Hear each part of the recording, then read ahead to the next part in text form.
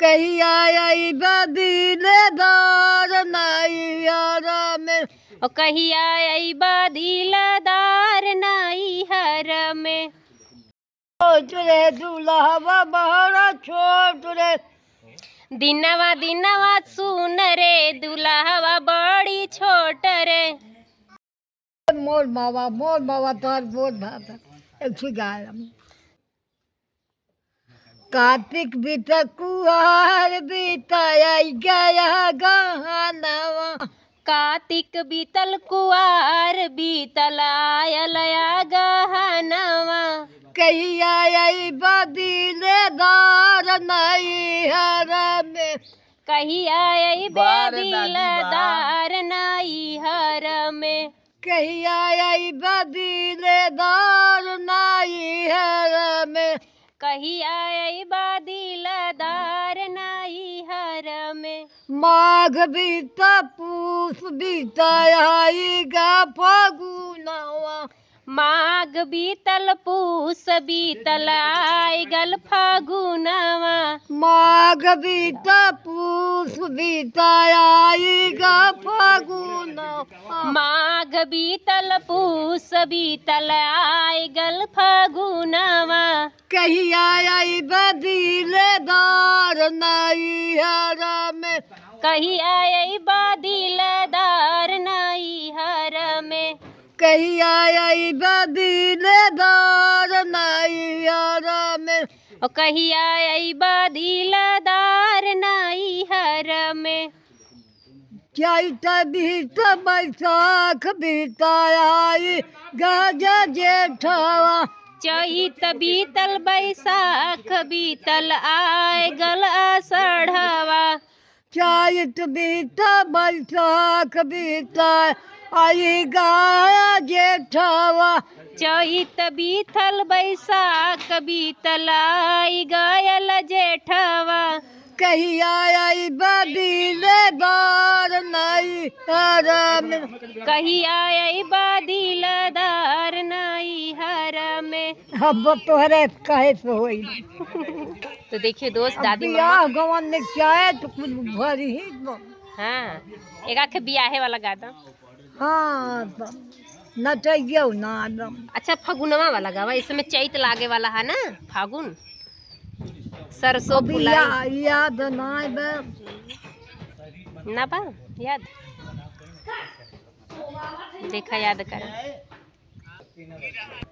तो दोस्तों देखिए दादी माँ बहुत अच्छा गाना गाई। तब कमेंट करके जरूर बताइएगा दादी माँ कैसा गाना गाई।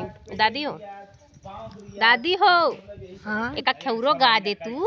ये याद का था भाई अच्छा। तोहर लोगन कहवा करब हम। हाँ दादी याद करती अब गा के फिर सुनेंगे। कहीं कारण से रतियाँ हो गई झगड़ा हमारे बालम से। हो रतिया हो गईले झगड़वा हमरे बालम से। जेवना न जेम के ही कारण से रतिया हो गई झगड़वा हमारे बालम से।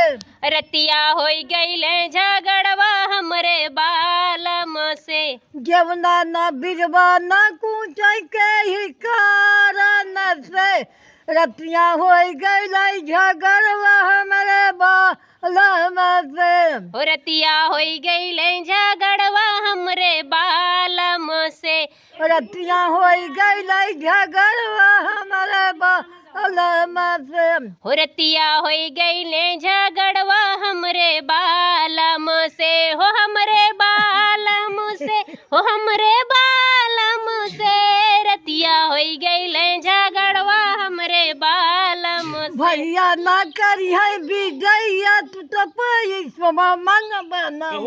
भैया करी है ना विदैया माथा पटक के भल को रोईबा। भैया ना करी है विजया तू तो पैसा मंग बना।